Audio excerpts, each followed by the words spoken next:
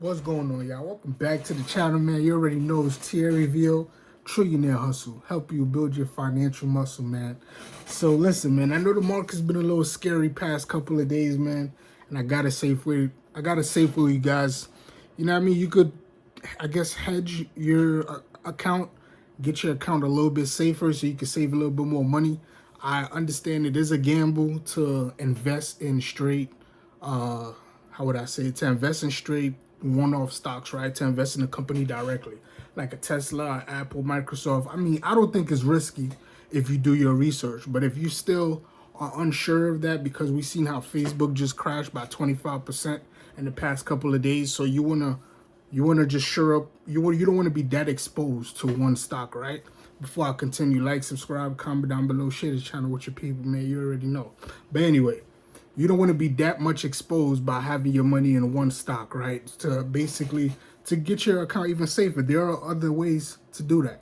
What you want to do is you want to look at ETFs. I know I talk about ETFs in past videos, but today I'm gonna just, first off, what is an ETF, right? ETF is a group of stocks operating as one.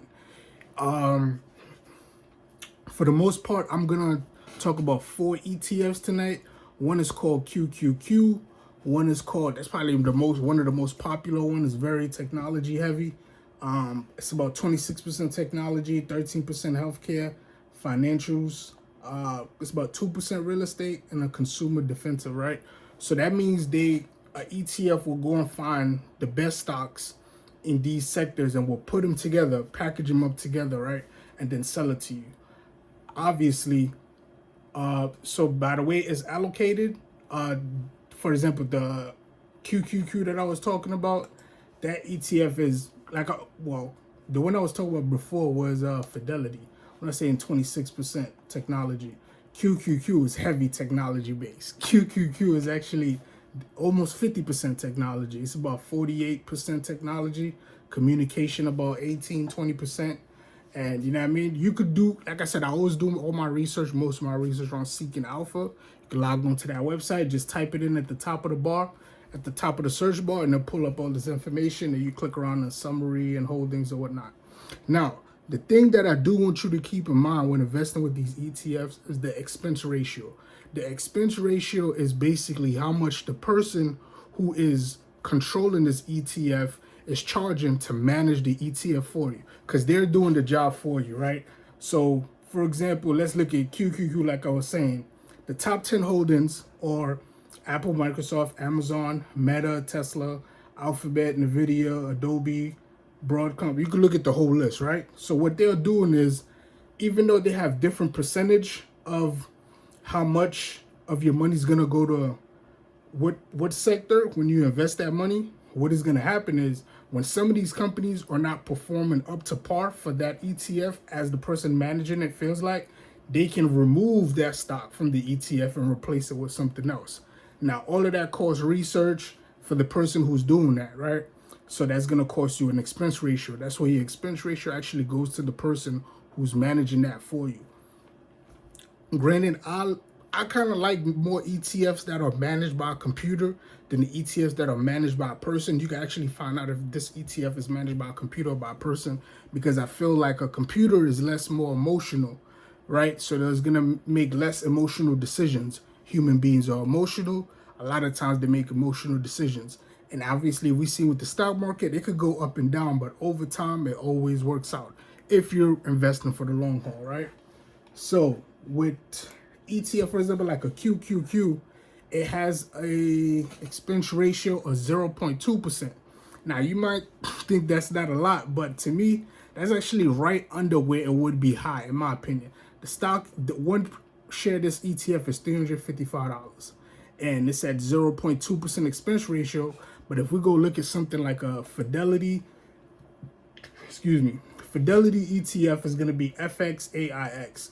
Obviously, the allocation is a little different. I talked about it before. Their allocation is technology, 26%, healthcare, 13%, financial, 12%. They're more evened out than the QQQ, but their expense ratio is actually, what's the expense rate? 0.02%.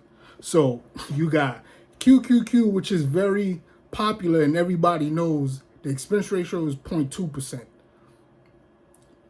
Then you have Fidelity, which is less known. That ticker symbol is FXAIX. Their ticker symbol is 0.02%. So you got to be aware of the expense ratio of these ETFs, man. And if you look over a long period of time, they return great, man, just like stocks. Like I said, you could have an account with just ETFs and you'll do just fine. I just love the stock market, and I'm willing, and I put in the work of doing the research. So I'm willing to invest in a company directly. I don't invest in a bunch of companies directly. There's about 6,000 probably companies on the stock market. I focus on what I know and what is great. Just because there's a bunch of businesses out there, that doesn't mean all of them are good. All of them might return good money a year or two from now, but you want to look over a long period of time. You want to trust the leadership of that company, that they're going to make the right decision, that they have previously proved, they have a proven track record of doing great business. So with that being said, the other two I was going to talk to you about is actually with a company called Vanguard. Vanguard is obviously a financial services. I love Vanguard because if you go look at their total worth, they have a lot of money under management, and they spent most of their expense ratio. That's what they say on their website, but who knows, right? Most of their expense ratio goes back into research and development to come out to basically have better ETFs and just better products. That's why I love Vanguard. A lot of the money they make, they promote, it goes back into the business. So by them spending money back into the business to give you a better product, they're working twice as hard for you. So company like Vanguard, two of the ETFs I'll talk about today is VOO. It's a Vanguard S&P 500. Everybody know that. That one is 411. I know these prices are a little steep, but you don't gotta, you don't gotta actually buy the whole share at once, guys. You could buy $100 here, $200 there, and the next thing you know, you feel me, you start building your position in these companies. The other Vanguard I was going to talk about is VTI, which is 225. Let's see, VTI expense ratio is 0.03, and VOO is 0.03. So all of them are obviously a lot more cheaper than QQQ, but QQQ have returned a lot better, a lot better return over, let's say, for a 10-year span. So VOO have returned 235% over 10 years. VTI over 10 years have returned 225%. Over 10 years, the Fidelity have returned 227%. And the QQQ, let's see, QQQ have returned 479%. So you got to pick your poison, right? Do you rather go with something that's going to give you more money, but the expense ratio is a little high, and they're kind of exposed to a lot of technology at the moment? So it's all up to you where you feel comfortable in investing. As for Vanguard, it's a little bit more evened out, that whole ETF across the board. And yeah, the Vanguards are a little bit more evened out, and the Fidelity's a little bit more evened out, man. It's all about where you want to spend your money. Like, subscribe, comment down below, share this channel with your people, man. I just want to see us all win. More videos coming, man. Like I said, man, if you're afraid to invest in direct stocks because you see how high and low it goes, find you an ETF that have that stock that you would want to invest in, part of that ETF, and then you go about it like that. There's another website I could put you on real quick called Etf Database. That website goes into, it gives you a very thorough look at an ETF. It's going to have the expense ratio. It's going to have all of their holdings. It's going to have, yeah, whether it's managed by a person or it's managed by a computer, it's going to have all that good stuff for you, man. My favorite ETF of all time, while we're on the subject, is actually Berkshire Hathaway. Berkshire Hathaway is a company owned by Warren Buffett. It's not, it doesn't say it's an ETF, but it operates like an ETF in my opinion, which is, like I said, it's Berkshire Hathaway. All of the company he owns are under this one umbrella, Berkshire Hathaway. So when you buy a piece of Berkshire Hathaway B, I don't got no money for Berkshire Hathaway A. That's like $500,000 a share. But B, you could get in at B. B is still under $400 a share. I got in B since it was at $190 a share. So you can do the math on that. But you know what I mean? Just, I like Berkshire Hathaway. I like Warren Buffett, and I like what he's been doing. I like his thought process behind his investments. So that's why I like Berkshire Hathaway.